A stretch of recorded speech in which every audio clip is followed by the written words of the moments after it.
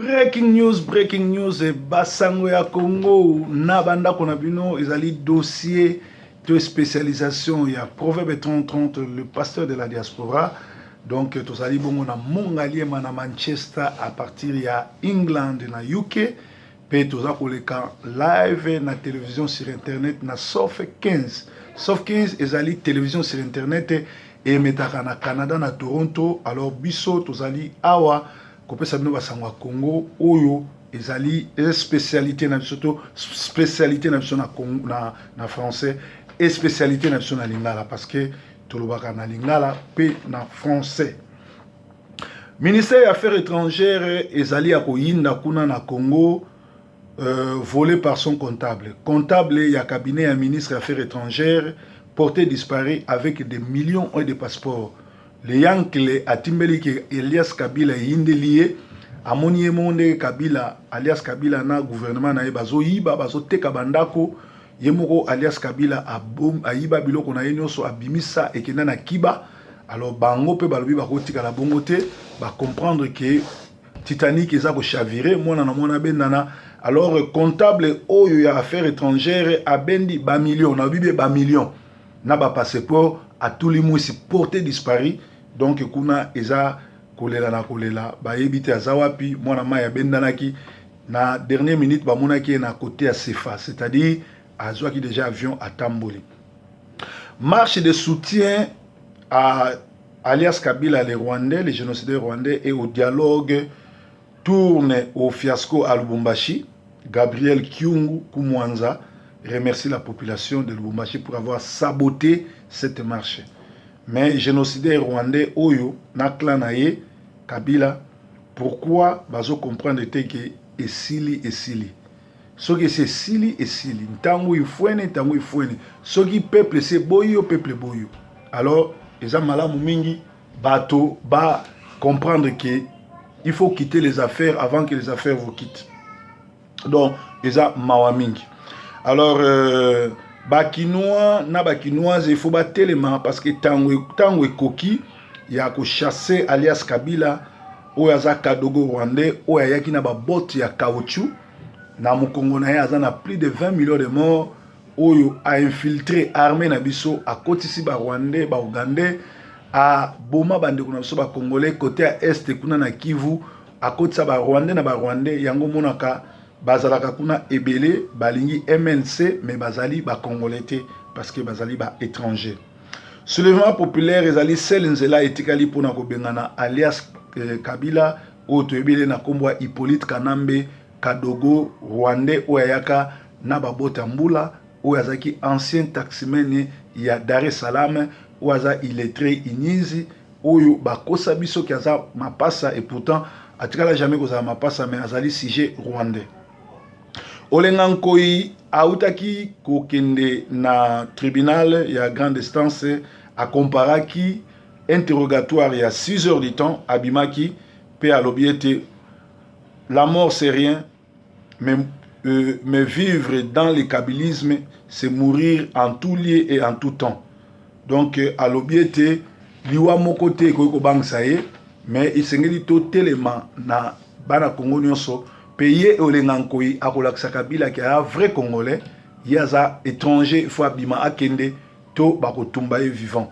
Ba Zouzi Oyo azaki liboso na bango alobi bazo confondre une république na un royaume.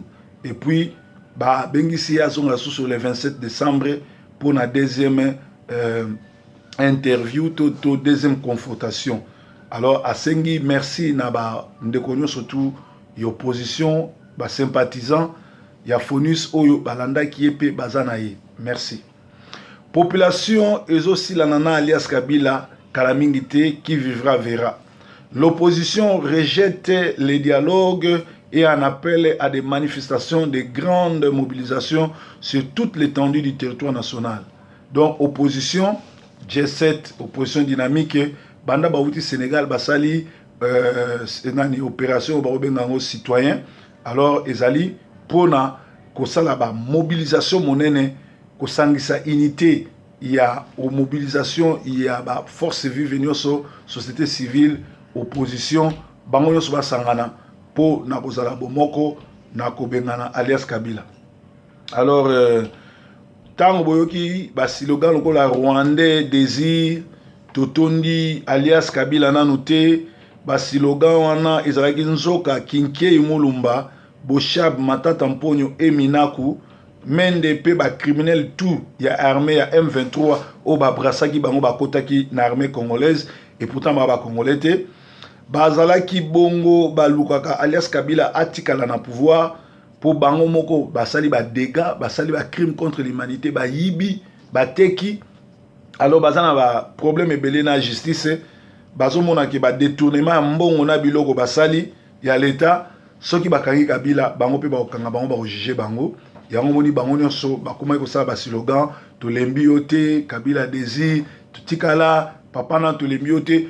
Nzoka ezo permettre bango ndenge bato ya Mobutu basalaki bakangi Mobutu en otage, Mobutu azobima mutu mabe ti na suka bakende kotika Mobutu na cimetière ya Maroc, bango bazonga ba continuer ezali je bazo sala tilelo na diaspora basinale biso ke cagnotte moko ya 500 000 euros etiami na diaspora pona kosomba ba combattant ou baza sans esprit pe sans conscience bakita Kinshasa pour un dialogue. Or, bato ebele o bakiti Kinshasa pour un dialogue na ba frère Aner, bomoni bango un peu partout na Paris, Bruxelles, Allemagne, Manchester, Londres, Glasgow, et na Bruxelles un peu partout, Afrique du Sud, Canada, bakiti na Amérique, bakiti nzoka na mbongo bapesi batuana ndenge ba loger bango ndenge ba osala nyoso na poison ezali tabisi ya makambo kosala mela bango. Alors bandeko bazo kufa bazo kende tout droit na lifelo likolo ya lokoso na bango, likolo ya kozanga esprit, likolo ya kozala patriote te, tala ndenge soki libino boko kufa liwa ya mpese to liwa ya mpuku akanisi bapesi ye musuni nzoka na musuni wana batie poison. Donc mingi bakiti Kinshasa boko monaka bango sute parce que bakei bakolia poison pour na lokoso. Ngongo eza sungonga kolia mbongo ni ya PPRD ni ya Kabila te ni ya nani te, ezali ngonga kozala bomoko poto bengana alias Kabila na clan na ye mobimba o baza kuna. Félicitations na musique o ebetamaki na fête ya Motopamba wana tomoni frère na biso jeune frère na biso Oli, en tout cas abetaki musique kitoko alandaki nyoso batu bayaki basepelaki batu bayaki togeraki ba conflit ata discussion mo esalamaki te batu bazozo zongisa biso kobwaka ba fleur epa ya pasteur Eric na ngai commissaire de fête na frère Carlos, mais biso tobwaki ba fleur mingi na frère na biso Oli na congolais nyoso oyo ayaki na oyo ba invitaki na ba oyo ba invitaki te tokotsaki bango ezalaki pona koloba que le mariage soit honoré par tous. Donc to sepeli ndenge mariage ezaki honoré par tous na Manchester ezaki bien bao bayaki te ba regretaki bazomona ba film ezoleka malamu. Félicitations na bato nyonso tu oyo bazo honoré basi na bango. Alors tozo senga na ba oyo bavandaka yaka to vanda ba fête ya bongo ete ya rabino eza malamu soko monike osepeli na mwasi honoré et oza malamu. Donc soko vandaka na mwasi obala ete ozoko déshonoré bino koloba so proverbe alobi afingi na fingi te eza vérité faut ko bala mwasi po honorer soki bobala na te mwasi yebaki mobali wana a déshonora yo pe ezalaka mabe mingi na Bible babomela ngo batu mboka mobimba baboma bango po bana Joseph bana ya Abraham bana ya Jacob baboma batu po baviolaki leki na bango Dina botanga ngo na Bible bakatsa batu ngenga pe baviole babomi bango pour ba déshonorer ser na bango et pas bandibu et pas ba yuda sozo vanda na ser a moto bali ete ba frère na ye ba roya osila na yo nazo tinda moto sala mabongo te mais nazo fungulo miso ke soko za na mwana mwasi ya batu mwana batu bozalaka na ye bala ye eza pona bien na yo jomoko ya yanke kaka musala na ye kovanda ki Mario kokota ki Mario ayo karate avanda na mwasi alinga obala ete mwasi akufi asala PRRT akitina ebembe na kini oyi babali sa ebembe babi avant to kunde bembe bala mwasi yaka na liputa mama yaka na masanga. Alors sorry eza malamu mingi obala mwasi tango bozo vivre na ye ezali kohonorer biso toyaka na communauté mpona kofongola miso mpo na kopambola bato. Alors félicitations na ba oyo babalani.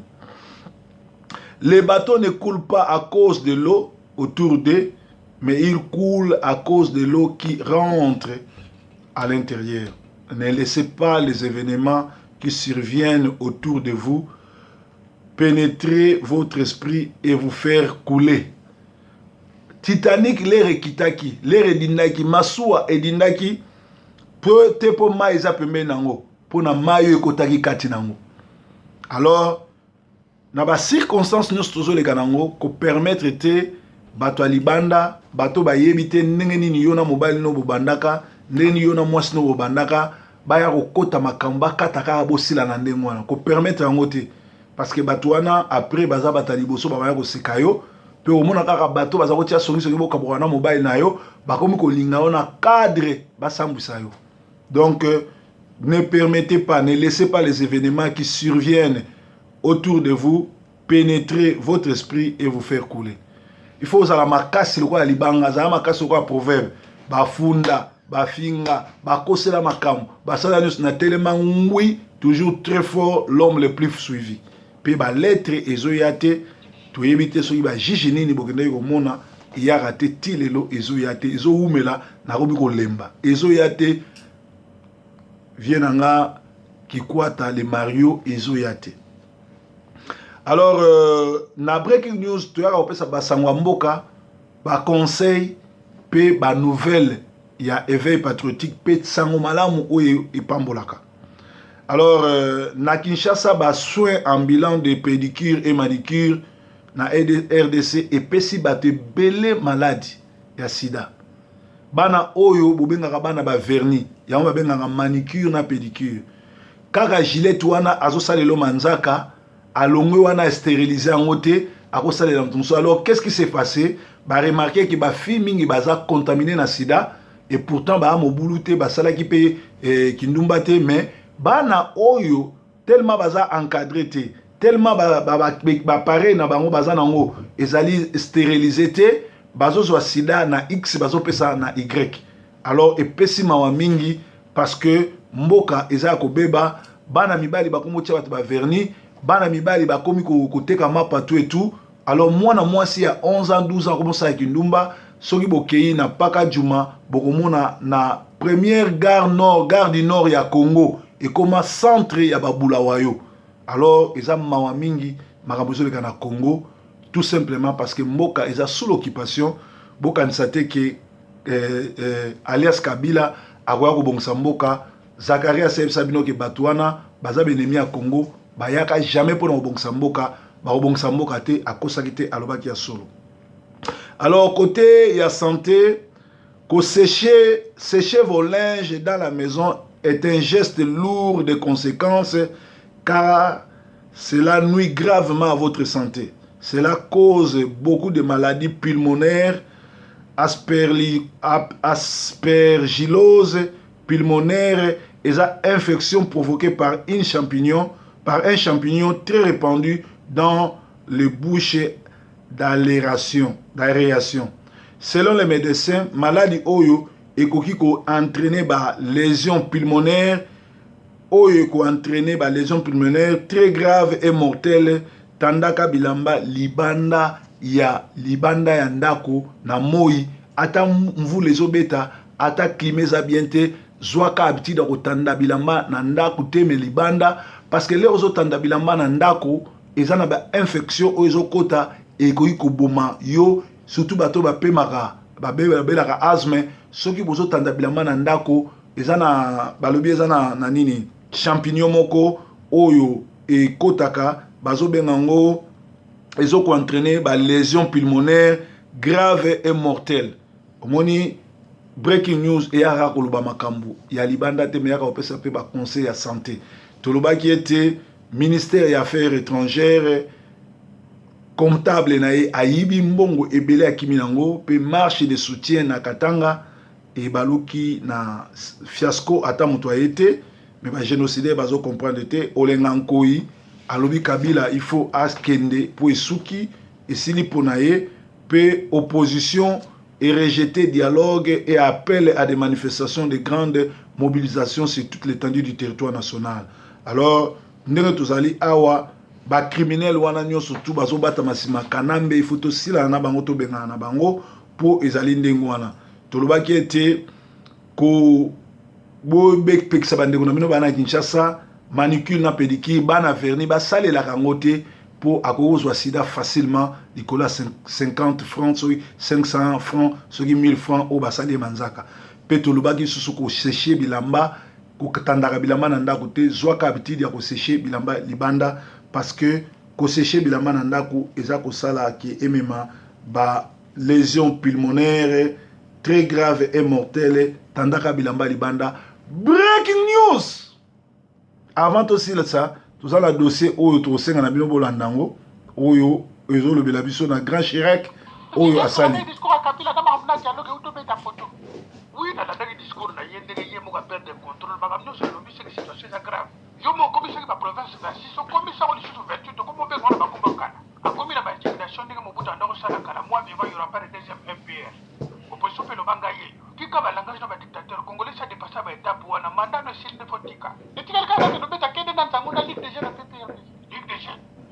Et aussi mbaté ba saler les donc ba la ligue des jeunes.